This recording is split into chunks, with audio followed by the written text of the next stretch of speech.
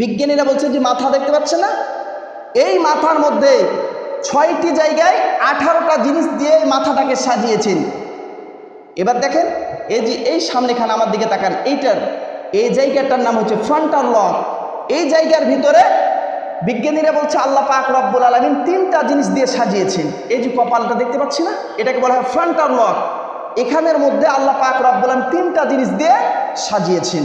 এরপর আর একটু উপরে যান, এই আর একটু উপরে যদি আমরা যাই তাহলে দেখতে পারবো এটাকে বলা হয় মোটর কর্টেক্স। এই জায়গার ভিতরে আল্লাহ পাক রব্বুল আলামিন একটা দিয়ে সাজিয়েছেন। আর একটু উপরে যদি যাই এইটাকে বলা হয় সেনসিটিভ কর্টেক্স। এই জায়গার ভিতরে আরও একটি জিনিস দিয়ে সাজিয়েছেন। আর একটু উপরে যদি যাই সেটা হচ্ছে প্যারাইটাল লব। এই জায়গার মধ্যে আল্লাহ পাক রব্বুল আলামিন 8টা জিনিস দিয়ে তৈরি করেছেন। এরপরে যদি আর একটু যাই এটাকে বলা হয় অক্সিপিটাল লব।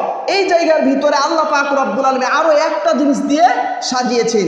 আর এই যে আমরা খুপরির নিচে দেখতে পাচ্ছি, ভালো করে দেখেন, এই খুপরির নিচে আল্লাহ পাক রব্বুল আলামিন আরো 4টা জিনিস তৈরি করেছেন। ওই জায়গাটার নামকে বলা হয় টেম্পোরাল লব।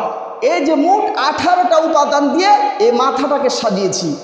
বিজ্ঞানীরা এটা নিয়ে গবেষণা করলো, চিন্তা করলো, আরে আল্লাহ পাক রব্বুল আলামিন কি নিপুণ ভাবে সৃষ্টি করেছে, তাহলে আমাদের এই মাথার ভিতরে কি আছে। বিজ্ঞানীরা এটা নিয়ে তাদের এবার মেশিন ঢুকিয়ে দিল, ইথার মেশিন। এই মেশিন নিয়ে তারা গবেষণা করলো। গবেষণা করতে করতে তারা দেখতে পেল ওই মাথার মধ্যে একটা মগজ আছে। মগজটা দেখতে একবারে চর্বির মতো, কিন্তু চর্বি না। ওই মগজের ভিতরে পানিও নাই। তাহলে কি আছে? বিজ্ঞানীরা এটা খুব পরীক্ষা নিরীক্ষা করলো। পরীক্ষা নিরীক্ষা করার পর তারা দেখতে পেল ওই জায়গার মধ্যে অন্য কিছু নয়, বরঞ্চ আল্লাহ পাক রব্বুল আলামিন রগ দিয়ে ভরপুর করে দিয়েছেন। জোরে বলেন সুবহানাল্লাহ। কত পরিমাণে রগ আছে জানেন? এই যে তারগুলো কতগুলো আছে জানেন মাথার মধ্যে? এই যে আমাদের বাংলাদেশটা দেখেন, 56,000 বর্গ মাইল দেশ হচ্ছে বাংলাদেশ। এই বাংলাদেশটাকে যদি 14টা জোড়া দেওয়া হয়, সৌদি আরব একাই এত বড় হয়ে যাবে। এই বাংলাদেশের চাইতে 29 ডবল হচ্ছে ভারত। এই ভারতের চাইতে আবার 59 ডবল হচ্ছে আমেরিকা।